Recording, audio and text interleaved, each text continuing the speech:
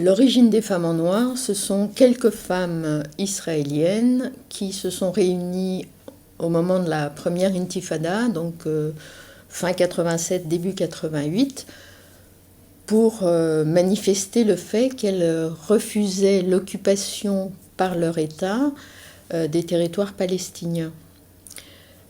Et donc elles ont décidé un mode d'action qui était ce qui a été appelé une veille, vigil en anglais, c'est-à-dire se réunir une fois par semaine sur une place, un endroit public.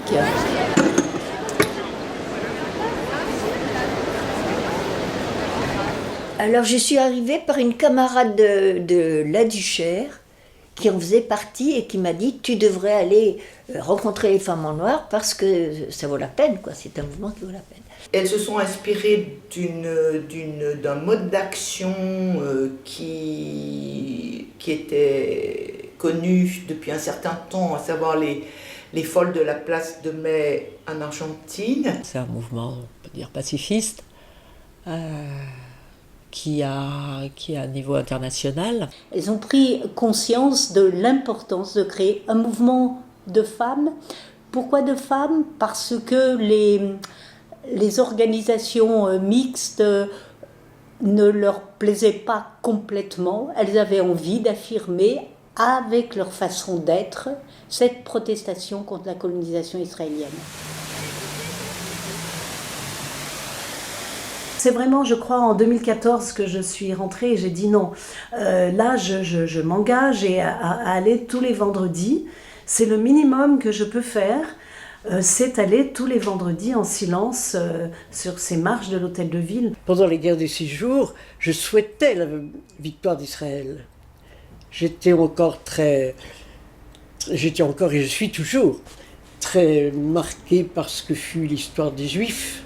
Au début, on a parlé d'un peuple sans terre pour une terre sans peuple. C'est parfaitement faux. Et puis, mon point de vue s'est un peu transformé, en fréquentant les femmes en noir.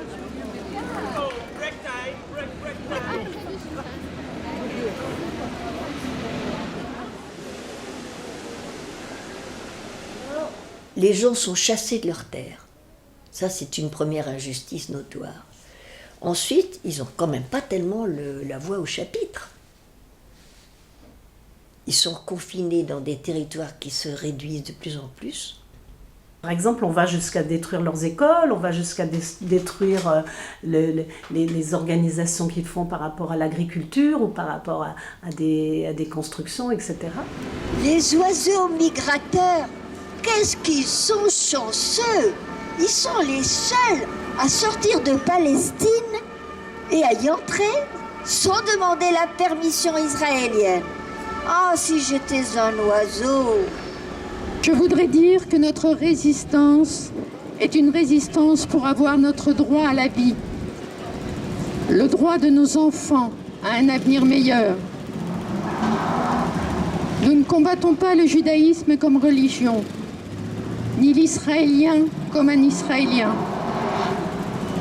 Nous combattons le sionisme comme mouvement qui repose sur le meurtre, la déportation des Palestiniens, l'occupation des terres et de leurs richesses.